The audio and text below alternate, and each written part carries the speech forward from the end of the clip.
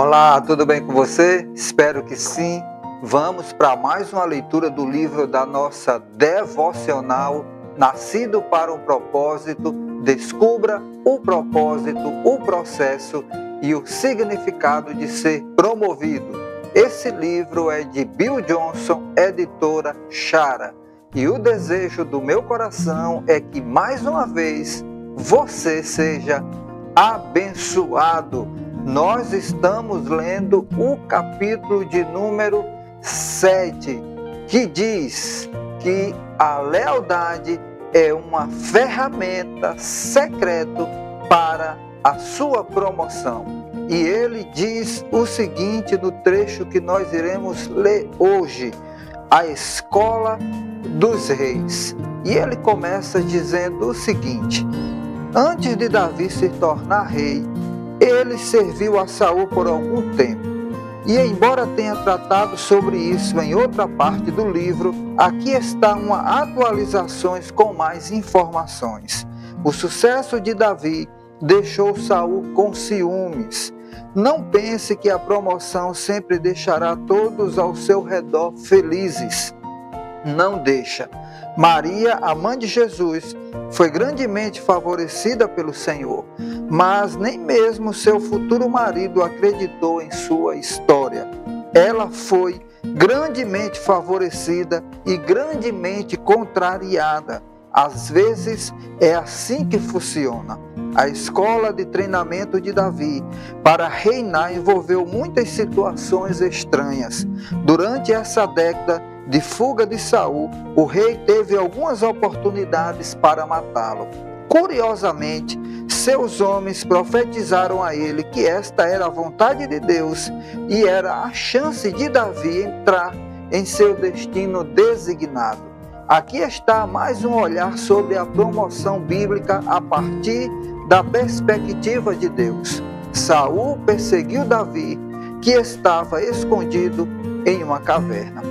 Ele foi aos currais de ovelhas que ficavam junto ao caminho. Havia ali uma caverna, e Saul entrou nela para fazer suas necessidades. Davi e seus soldados estavam bem no fundo da caverna. Eles disseram: este é o dia sobre o qual o Senhor lhe falou. Entregarei nas suas mãos seu inimigo para que você faça com ele o que quiser. Então Davi foi com muito cuidado e cortou uma ponta do manto de Saul sem que este percebesse. Mas Davi sentiu bater-lhe o coração de remorso por ele ter cortado uma ponta do manto de Saul. E então disse aos seus soldados: que o Senhor me livre de fazer tal coisa a meu senhor, de erguer a mão contra ele, pois é o ungido do Senhor. 1 Samuel 24, de 3 a 6. Davi desfigurou a aparência do seu senhor, o rei Saul. Sua consciência o incomodou por ter feito isso. Pergunto-me quantas vezes os cristãos cortam a ponta do manto da reputação de seus líderes.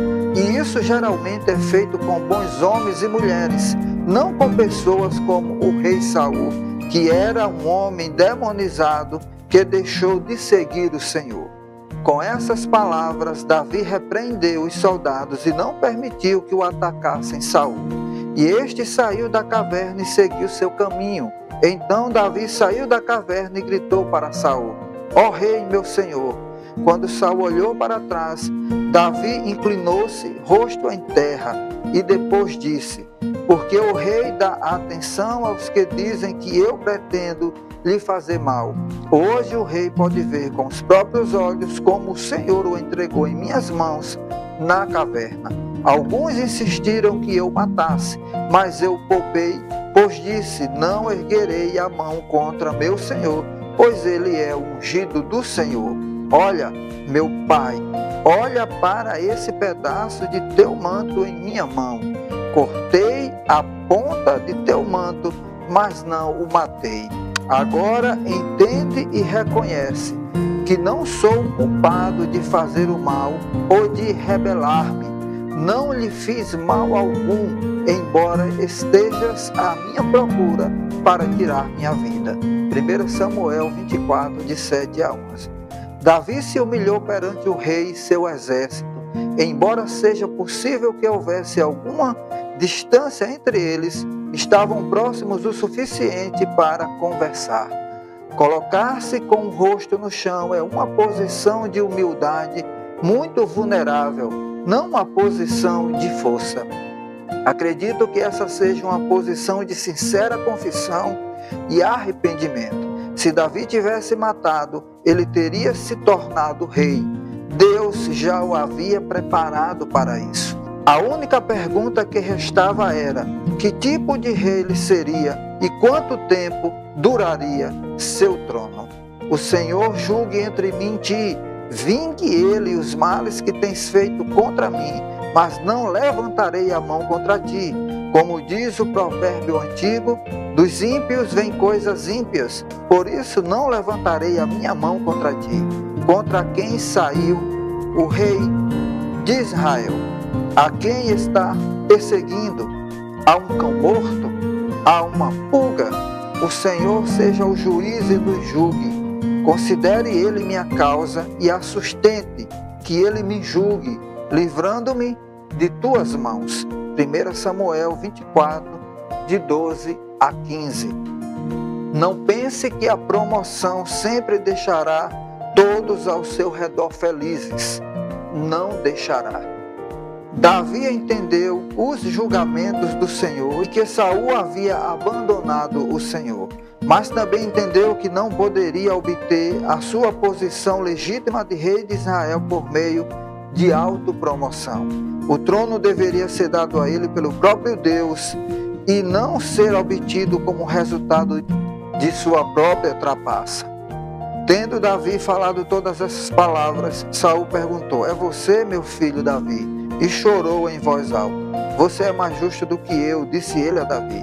Você me tratou bem, mas eu tratei mal. Você acabou de mostrar o bem que me tem feito. O Senhor me entregou em suas mãos, mas você não me matou. Quando um homem encontra um inimigo e o deixa ir, sem fazer-lhe o mal, o Senhor o recompense com o bem pelo modo como você me tratou hoje.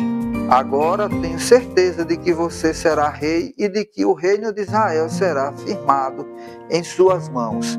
Portanto, jure-me pelo Senhor que você não eliminará meus descendentes, nem fará meu nome desaparecer da família de meu pai. Então Davi fez seu juramento a Saul, e este voltou para casa, mas Davi e seus soldados foram para a fortaleza. 1 Samuel 24, de 16 a 22. Davi permaneceu leal nessa situação difícil. Saul ficou cara a cara com a sua própria maldade, bem como cara a cara com a integridade de Davi. Ele ficou maravilhado com a bondade e devoção de Davi. E embora não tenhamos nenhum registro do arrependimento completo de Saul, ele reconheceu que Davi era adequado para o cargo. Ele pediu que seus descendentes fossem protegidos, o que Davi fez por Mefibosete e sua família. Saul admitiu que Davi seria rei em vez de seu próprio filho Jonatas, que teria sido o herdeiro legítimo. Curiosamente, Jonatas também sabia disso e encorajou Davi a tornar-se rei. Tragicamente, a vida de Jonatas foi interrompida enquanto lutava ao lado de seu pai, Saul. Jonatas é um fascinante exemplo de lealdade, visto que estava ao lado de seu pai, mas vivia em terna amizade com Davi. Se existem situações em que é difícil ser leal à autoridade, essas duas histórias se encaixam perfeitamente. Primeiro, vemos Daniel e seu extraordinário coração de lealdade a um rei mau, seguido por Davi e seu coração de lealdade a Saul, que foi outro líder que estava muito quebrado. Seus exemplos para nós foram muito puros. Davi estava vivendo um movimento em que tirar a vida de um inimigo aparente parecia bastante natural e fácil. No entanto, o coração de Davi o feriu porque ele manchou a imagem de seu líder. Uma coisa que devemos lembrar é que a maneira com que tratamos as outras pessoas é a maneira com a qual Deus pensa que o tratamos. Ele diz em Mateus 25:40: o que vocês fizeram a algum dos meus menores irmãos, a mim o fizeram. Quando Estevão foi apedrejado até a morte, e Deus mais tarde confrontou Paulo antes de sua conversão, ele perguntou: por que você me persegue? Atos 9:4. E quando você revela a nudez de uma pessoa, Jesus diz: você fez isso comigo. O mesmo acontece quando você calunia e critica. Que Deus abençoe a sua palavra no coração e que esta leitura, a Escola dos Reis, possa falar a cada um de nós. Que possamos entender que Deus nos promove através daqueles que já foram promovidos e não importa as circunstâncias, como no caso de Daniel e Nabucodonosor, de Davi e Saul. Nabucodonosor era um rei inimigo, era um ímpio, mas através de um coração justo como o de Daniel, ele se converteu ao Senhor.